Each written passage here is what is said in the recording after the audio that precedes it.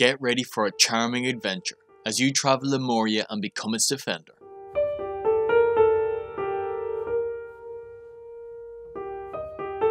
Hello everyone, Pat Carley here from the Republic of Players, and today we'll be taking a look at Child of Light, an RPG with platformer and puzzle-like elements. You take charge of a young child in a world full of fantasy and slowly build a party of colourful characters on your quest to return to your father. The story is told in a delightful manner, reminiscent of a story you would tell a child. The whole story is even told in rhyme and it's actually quite fine. They never miss it on a line, it allows the game's charm to shine. Darker points is all I can say when crows are alcoholics, that's sad and grey. And look at this little git, hiding like a little Aurora is the character that you will play as throughout the fantastical world you will venture through. The narrative starts off by saying Aurora has died and that her father, a duke who rules over a kingdom of 5 hills in Austria, is saddened. The child awakens at an altar in the lands of Lemuria and sets out on an adventure to return to her grieving father, which escalates to saving the world, like a lot of stories. The tale itself is simplistic yet incredibly engaging due to the strange yet fascinating cast. From a jester who always fails to rhyme on her last sentence but always gets saved by the others doing it for her, to a giant stone golem in search of a missing part within him, and Aurora herself, who learns to put the greater good before her own personal feelings. It's short and sweet, staying around long enough to make you feel very satisfied with what you got, but not too long to become too repetitive in nature. The gameplay is that of old school RPGs, using turn-based mechanics with a bar on the bottom of the screen showing who is next in line to let loose an attack. However, you can be creative with the timeline due to the firefly named Ignoculus, little blue fella. So, this little blue fella has 2 abilities during a fight.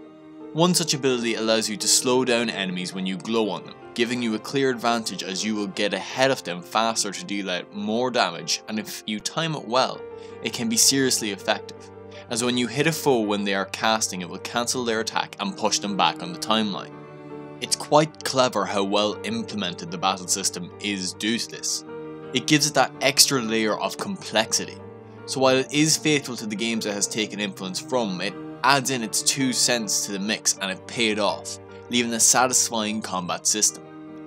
The second ability that the little blue fella offers is one that heals any in your party as you glow on them. The firefly is quite the versatile creature, though he does have his limit. When his bar runs empty, it takes him a while to charge back up, or you can knock into shiny plants to gather energy during the fight. Each character has a distinctive set of moves, from your heavy hitter like Golem who deals heavy damage, can push back enemies and possibly paralyze them, to Finn, a Kapali who specializes in spells of most elemental attacks in the game. It allows each character to shine as some will be better suited against some enemies over others. There is a level system in place in the game and you gain a skill point for each level you achieve. The skill points then can be used to improve your characters from the basics such as more defense and strength, to unlocking new skills and powering up already obtained skills through a rather linear skill tree. You then have items that can give you an edge in battle called oculi, stones that can be found in the game and can be merged together for them to have a stronger effect. Some of the effects can range from giving you more health to adding elemental damage to your strikes. They give you some really good advantages. You can place 3 of these stones on you in different places, and every stone has 3 different effects depending on what slot you place them in. There is a difficulty setting, a casual mode that can be played through easy enough, and the harder difficulty that can test your abilities and make boss fights all the more intense as you struggle to keep ahead at times. For example, this big bugger here took over 20 minutes to kill. Over 20 minutes for a game that at its best is 10 hours. While it by no means is the hardest game out there, it does hold a challenge for those who play on the hardest difficulty. Outside of battle, you have freedom to explore the 2D plane this game takes place on, where you will see enemies skulking around, which you can choose to avoid or fight. You will find chests littered about the place with items and oculi. You also have certain little chests that only the little blue fella can open by shining light on them. You can also use the firefly to brighten dark surroundings to give you better vision. There are a handful of puzzles within the game, but they're easy enough to get through and appear at the odd time to mix things up a little. At the beginning of the game you will find yourself on foot, but not too long into the game you will find yourself with the ability to fly, which really opens up the areas you visit and gives you great momentum to traverse the lands. On your journey you will find a handful of side quests that add a little more meat to the game. Visually, this game is beyond stunning. The UbiArt framework engine flexing its muscles and coming to life on your screen with vibrant colours and charm that are just astounding.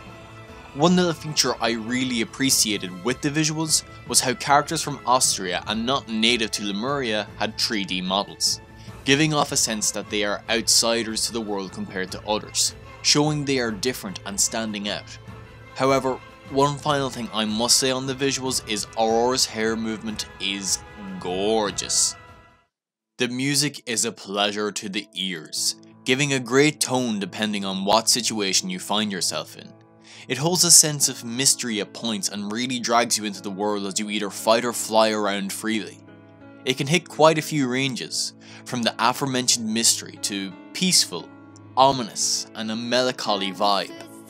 Child of Light is a wonderful game and is a great stepping on point for those who wish to step into the world of RPGs. Its short story stays around long enough to keep you satisfied without the feeling of repetition sinking in like longer RPGs do.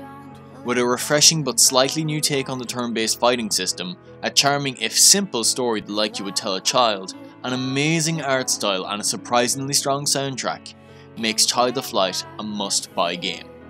You can get Child of Light on a multitude of platforms: PlayStation 3, PlayStation 4, PlayStation Vita, Xbox 360, Xbox One, the Wii U, and Nintendo Switch. If you're looking for games similar to Child of Light, I would highly recommend Rayman Legends, Valiant Hearts: The Great War, and Persona 5.